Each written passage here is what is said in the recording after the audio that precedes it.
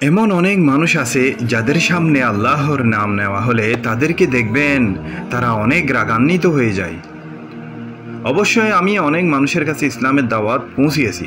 আমি দেখেছি তাদেরকে আল্লাহর পথে যখন দাওয়াত দিই তারা খুবই রাগান্বিত হয়। আমরা আল্লাহর দিকে ডাকি এই জন্য যে আল্লাহ তাআলা আমাদেরকে সৃষ্টি করেছেন এবং বিশ্বজগৎ সৃষ্টি করেছেন, আমাদেরকে রিজিক দিয়েছেন, নিয়ামত দিয়েছেন। আমরা রাসূল সাল্লাল্লাহু আলাইহি ওয়াসাল্লামের উম্মত হিসেবে অবশ্যই আমাদের দায়িত্ব হচ্ছে মানুষের কাছে ইসলাম পৌঁছে দেওয়া। যারা আল্লাহকে বিশ্বাস করে না তাদেরকে বোঝানো। আল্লাহ তাআলা পবিত্র কুরআনে বলেন, আল্লাহর পরিবর্তে তোমরা যাদেরকে ডাকো তারা কখনো একটা মাছিও সৃষ্টি করতে পারে না। এই জন্য তারা সবাই একত্রিত হলেও পারবে না। আর মাছি যদি তাদের কাছ থেকে কিছু ছিনিয়ে নিয়ে যায় তারা তার থেকে তা উদ্ধার করতে পারে না।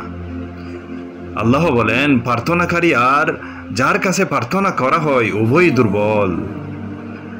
আল্লাহ আরো বলেন, তারা আল্লাহর যথাযোগ্য মর্যাদা দেয় না। আল্লাহ নিশ্চিতই ক্ষমাশীল ও মহাপরাক্রান্তশালী।